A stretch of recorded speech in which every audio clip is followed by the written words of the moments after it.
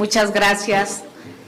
Buenos días a todos. Es un honor participar en el cierre del debate en estos foros en torno a la reforma constitucional presentada ante este Poder Legislativo por el Presidente de la República, el licenciado Andrés Manuel López Obrador, en materia de electricidad.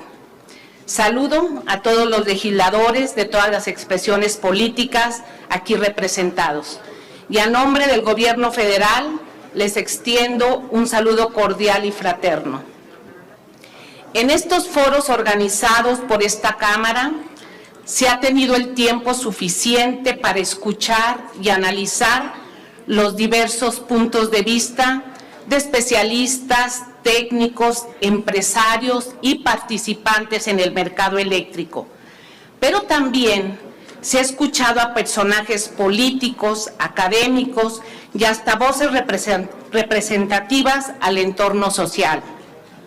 No cabe duda que vivimos tiempos del cambio verdadero. Cada gobierno en turno asume y actúa de acuerdo a su responsabilidad y situación económica, geopolítica y la visión diseñada, pero el común denominador que debe prevalecer es trabajar y actuar en pro del bien común y de la nación. De eso no debemos de tener la menor duda. La reforma presentada para modificar los artículos 25, 27 y 28 constitucional se trabajó durante meses, toda vez que después de 3 años del ejercicio de gobierno se observó el desbalance, el desfasamiento eléctrico y el aumento en la pérdida de confiabilidad en el sistema eléctrico nacional. También se analizó y se puso a prueba la reforma energética que se aprobó en este poder en el 2013 y los resultados no han sido del todo satisfactorios y positivos para los mexicanos y para la empresa del Estado, como es la Comisión Federal de Electricidad. Aquí, en los 25 foros, se han manejado diversos datos, visiones, situaciones e intereses.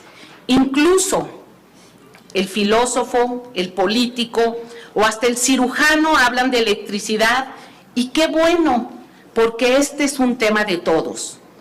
Este es el tercer debate en el sector energético que se lleva a cabo en el Poder Legislativo. El primero fue en el 2008, después hubo otro en el 2013 y hoy en el 2022. He tenido la fortuna de estar en los tres. Los ingenieros decimos que la independencia de un país se mide con litros y con watts, es decir, los combustibles y la electricidad no nada más otorgan bienestar y servicios básicos, sino que están directamente vinculados con la seguridad alimentaria, la seguridad sanitaria y la seguridad nacional. Una nación que no cuenta con el aseguramiento de estos suministros está condenado a ser dependiente de otros con el debilitamiento que esto conlleva. La historia de la industria eléctrica en México ya la conocemos.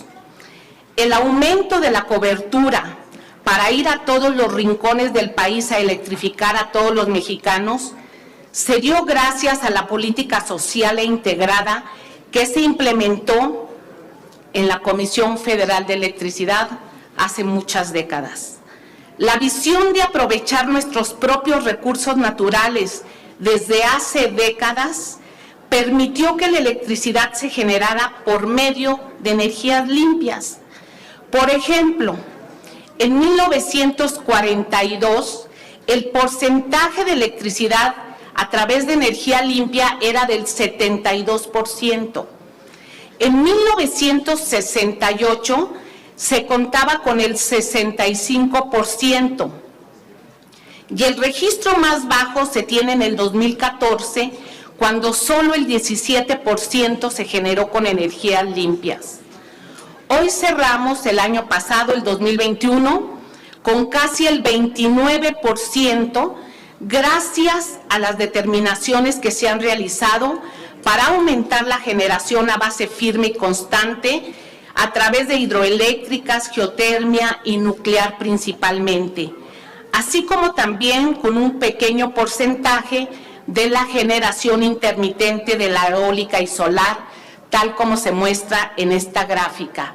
Aquí en esta gráfica estamos viendo cómo en 1940 la producción pues era a través de nuestras hidroeléctricas, por supuesto que la demanda era mucho más chica que la que ahora tenemos. Inicio con este tema porque han utilizado como argumento alguien que no está de acuerdo con esta reforma el tema del cambio climático, la contaminación y sustentabilidad, temas que a todos nos ocupan y preocupan, pero sin embargo, lo que está atrás del cambio legislativo es el modelo mercantil eléctrico, es el cambio en el diseño del mercado eléctrico donde incluso hasta se ha bursatilizado por medio de certificados cambiarios, que nos cuesta mucho a todos los consumidores y que con ello se generan cuantiosas ganancias a empresarios que están en el ramo. Esto ha llevado a que las tarifas se eleven, a que la Comisión Federal de Electricidad tenga una alta carga impositiva y esté sometida a intereses fácticos antes de ver por el interés nacional. En enero del 2019, el CENACE, el Centro Nacional de Control de Energía, despachaba el 55% de la electricidad de la CFE y el 45% de los privados.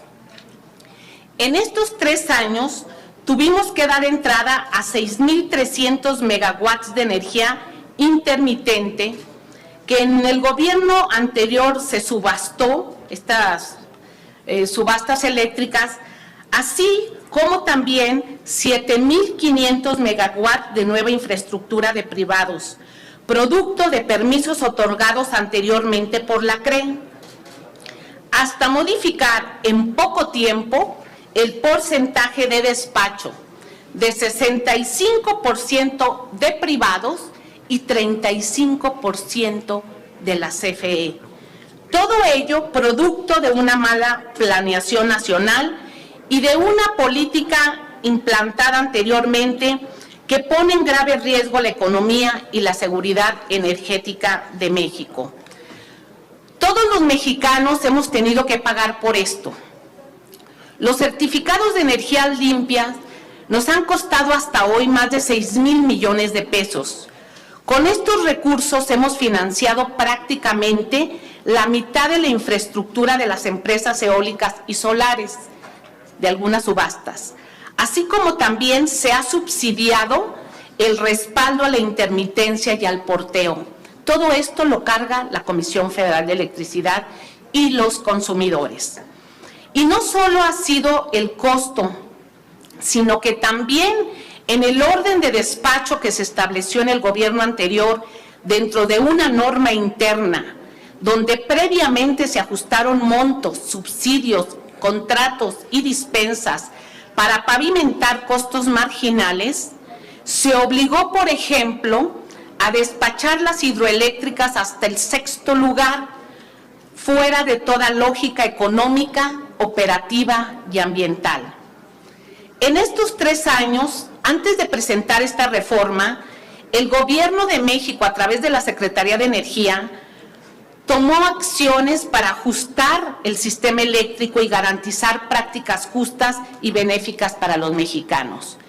Primero, en octubre del 2019, se emitió las modificaciones a los lineamientos en la adquisición de certificados de energías limpias, con el propósito de que la Comisión Federal de Electricidad tuviera acceso a dichos bonos. Posteriormente, en mayo del 2020, se publicó el acuerdo de la política de confiabilidad del sistema eléctrico para dar la seguridad al sistema que opera el CENACE. En este Congreso, en marzo del 2021, se aprobó el cambio a la Ley de la Industria Eléctrica, donde, entre otras cosas, faculta a la Comisión Reguladora de Energía y a la Secretaría de Energía obtener criterios en base a la planeación de electricidad y otorgar o revocar permisos de generación, anteponiendo el orden, planeación y seguridad energética. La CENER, la CRE y la Comisión Federal de Electricidad también actualizaron las tarifas de porteo para con ello dejar de subsidiar a quienes, utilizando un mercado eléctrico paralelo de autoabasto, comercializan la electricidad sin tener el permiso correspondiente, creando un desfalco para el sistema tributario nacional. Ante estas acciones, la Secretaría de Energía y los órganos desconcentrados y autónomos de este sector hemos recibido más de 1,700 amparos en esta materia. Todo ello conforme lo otorga la Ley de Amparo. Sin embargo, dicha situación ha colocado en grave riesgo el sistema, emitiendo centenas de alarmas diarias al sistema de distribución, y eso técnicamente coloca en un alto riesgo el suministro confiable y seguro. A esta administración del presidente Andrés Manuel López Obrador le ha tocado lidiar con los resultados de una reforma energética implementada en un mercado abierto sin control ni protección. También hemos tenido que operar ante una pandemia que nunca nos imaginamos, donde la movilidad se redujo para que todos nos resguardáramos mientras se desarrollaban las vacunas. Y esto en el sector de energía tuvo repercusiones y cambios a nivel mundial. Los precios del petróleo se desplomaron ante la falta de demanda y el exceso de oferta. Se tuvo que garantizar todo el abasto de electricidad para hospitales, hogares y mercados de abastecimiento. Se tuvo que enfrentar tormentas invernales donde el suministro de gas prácticamente colapsó. Y hoy el mundo observa una guerra entre Rusia y Ucrania, donde el sector energético juega un papel fundamental en la geopolítica mundial. En el contexto de la producción mundial de productos básicos, Rusia representa una parte importante, incluido el 12% del petróleo mundial, el 16% del gas natural, el 5% del carbón, el 9% de oro, el 14% de platino, el 44% de paladio y el 11% de trigo, entre otros. Rusia es un importante país productor y exportador de energía, con volúmenes comerciales dirigidos principalmente al mercado europeo. Tan solo en el 2021 exportó más de 7.2 millones de barriles diarios y 141,000 millones de metros cúbicos de gas natural para Europa. Hoy se observa una ansiedad e incertidumbre en el lado de la oferta de los energéticos, sobre todo en Europa y Asia, lo que provoca una volatilidad en el mercado mundial. Nosotros, como país productor de petróleo, gas y electricidad, hemos tomado la determinación de garantizar primero el abastecimiento interno. Todas las naciones del mundo están actuando con cautela y tomando acciones proteccionistas. El cambio en el entorno mundial es un hecho y nosotros, desde el inicio de esta administración, se ha actuado con la responsabilidad y la política energética de asegurar nuestra producción y generación a precios justos y razonables. Somos un país muy afortunado porque contamos con valiosos recursos naturales, recursos humanos y sobre todo 2 empresas estatales que nos garantizan la producción y abastecimiento interno de combustibles y electricidad, Pemex y la Comisión Federal de Electricidad. No es conveniente para nadie debilitar dichos organismos. Dejar que el mercado sea el que sustituya las funciones del Estado en un sector estratégico como el de energía, cuidado. Eso genera pobreza e inestabilidad social y financiera. Los ejemplos sobran. Basta ver cómo algunos países primermundistas diseñaron su política energética con dependencia a empresarios privados incluso cerrando centrales nucleares o centrales de gas del Estado. Y hoy las consecuencias son los altos precios de las tarifas que tienen para la población y para la industria, sacándolos de competitividad. Aquí tengo una gráfica que ustedes van a ver de enero del 2021 hasta enero del 2022. En esta gráfica observamos el precio de las tarifas eléctricas en Italia, en Francia, en España y en Alemania. En la parte de abajo, en la línea roja, son las tarifas que hemos mantenido en México y están también las tarifas de Estados Unidos, la parte de la costa este y la parte de California. Esto se ha dado en gran medida al apoyo de la Comisión Federal de Electricidad y a la política implementada.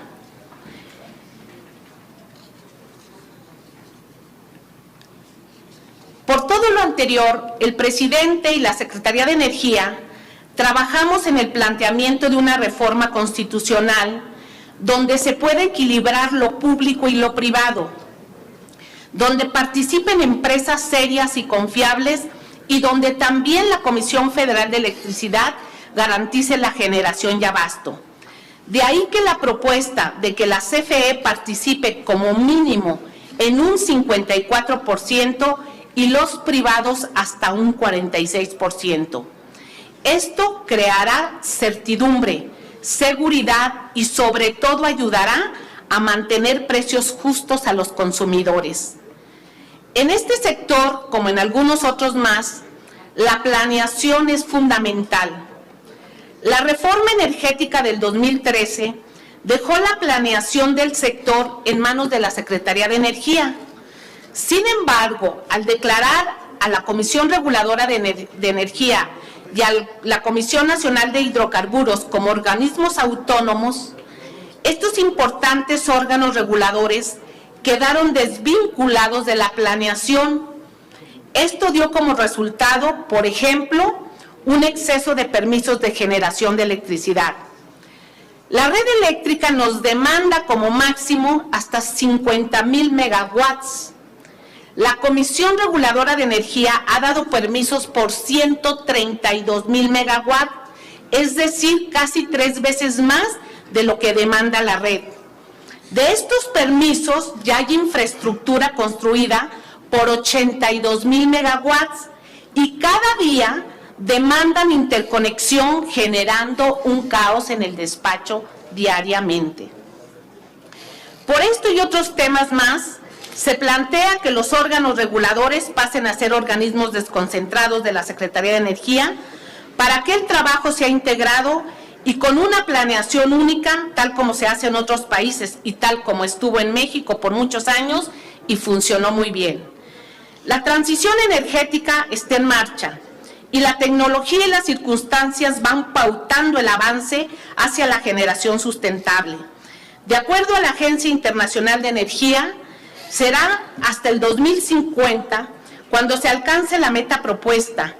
Por ello también se plantea que esta importante meta quede en la Comisión Federal para que la propia empresa trabaje, impulse y desarrolle el camino transicional en materia de electricidad. México hoy es uno de los principales países que cumple con los estándares internacionales de generación eléctrica con menos emisión de CO2 per cápita, como lo vemos aquí en esta gráfica. Y nuestra generación eléctrica cuenta con todas las tecnologías. Nuestro respaldo se basa en el uso de gas natural. Este combustible está considerado precisamente como el principal combustible de la transición. Es decir, el gas es el vehículo para que algunos países dejen o disminuyen el uso de carbono diésel y pasen a este hidrocarburo con gran poder calorífico y menos poder contaminante. Sin duda, un tema muy importante, para concluir, que se adicionó a esta reforma es la nacionalización del litio. Este mineral estratégico para la propia transición y desarrollo tecnológico en el futuro inmediato, somos de los pocos países que contamos con reservas de este mineral. Para nuestros estudiantes y científicos, Este elemento tendrá un aporte en el desarrollo nacional, así como el Estado también podrá aprovechar las bondades económicas que su explotación y desarrollo ofrezca. Confío en que esta amplia discusión que ya se dio en este poder soberano haya abierto el criterio de todas las fuerzas políticas para que, lejos de las diferencias ideológicas, nos une el bien común, nos une el amor por México, que seamos capaces de separar los intereses puntuales y que demos cara a la nación, al pueblo de México y responder al interés nacional. Ponernos en el lado correcto de la historia, que la escribimos todos, no solo es de unos cuantos. Hoy la situación mundial nos empuja a actuar rápido, a dar resultados y sobre todo a ver por nuestro territorio primero para poder ofrecer ayuda a los de afuera. Somos una gran nación y en esta índole, cuando somos capaces de ponernos de acuerdo, todavía nos engrandecemos más. Espero que haya el consenso entre todos y que se apruebe lo más rápido posible, porque requerimos seguir avanzando. Por mi parte, quedo a la orden y a la disposición para cualquier consulta que se requiera de todas las fracciones parlamentarias. Muchas gracias. Gracias, secretaria Rocío Nale García. Muchas gracias.